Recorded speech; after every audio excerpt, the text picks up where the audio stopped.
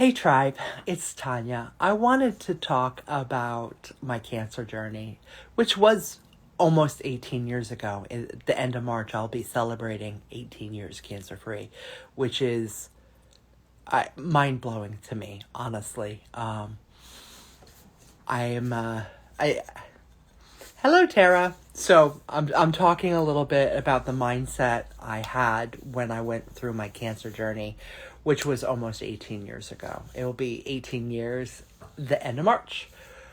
And one of the things that I really believe is a true statement. There is a quote. Henry Ford said, "Whether you think you can or you think you can't, you're right." I was really fortunate when I got diagnosed. One of my friends at the time was a former nurse, and she knew what was going on. She knew what was going on, and she went with me to my appointment where my gynecologist told me that I had cancer, and after she said that, all I heard was womp womp womp womp womp, and her lips kept moving and she just kept talking. But when you receive a diagnosis that big and that heavy, it's pretty traumatic.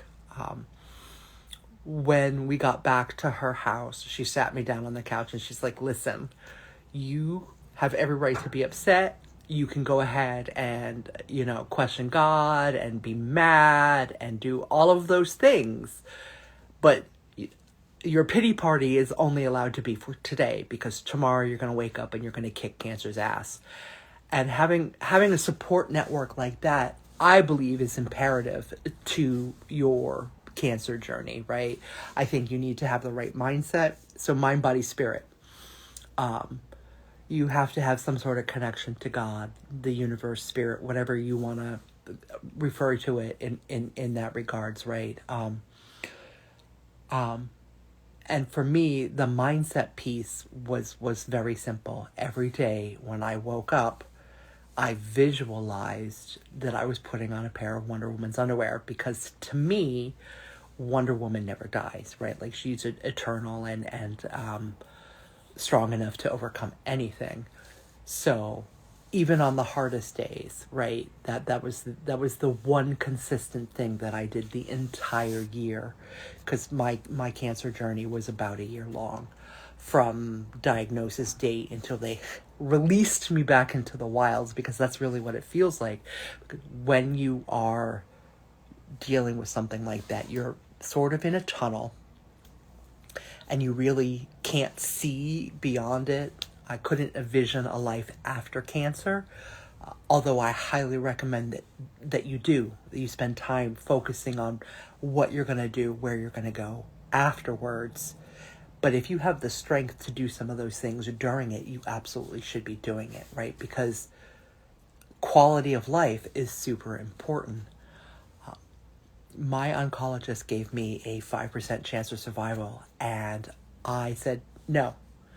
No expiration dates, none of that BS. I don't want to hear it. And I think that's important too, because I have witnessed individuals receive diagnoses with an expiration date and then just choose to believe that and then lay down and die. And it's horrifying, right? A medical practice is a practice, right? Doctors absolutely are trained and they are experts, but they don't know everything. And they are experts in their field and what they do, but you're an expert in your body and you need to listen to your intuition. So when you decide that you're going to fight for your life and do everything you want, not everything you want, but everything you need to do in order to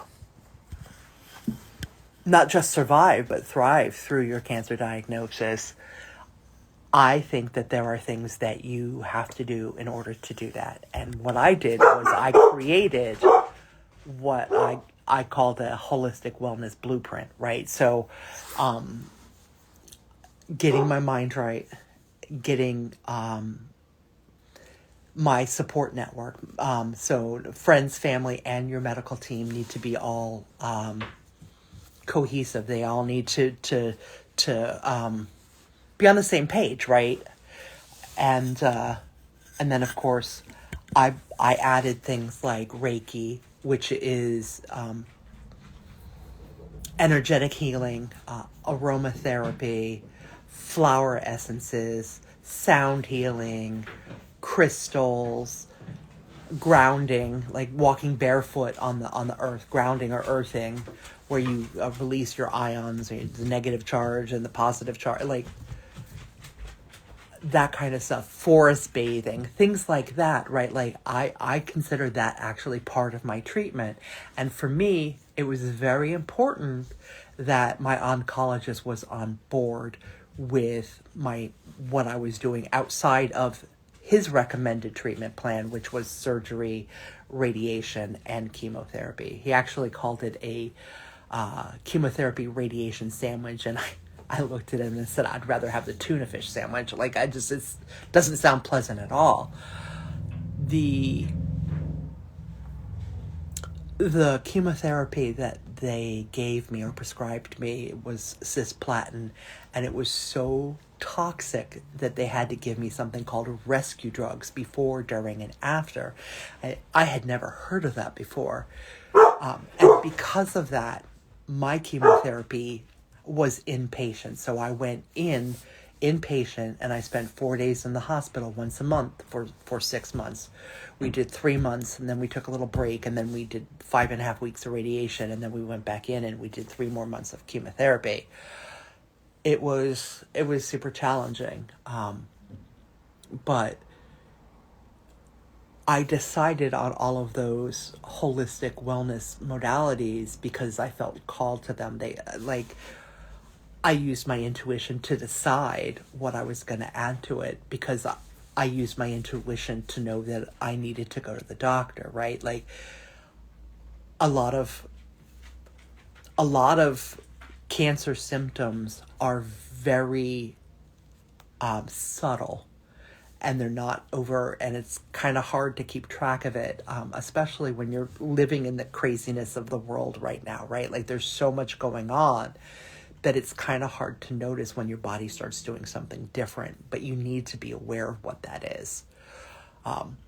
So I just wanted to talk about that a little bit today, because I will be celebrating 18 years shortly, and I have decided that I'm finally going to start writing the book.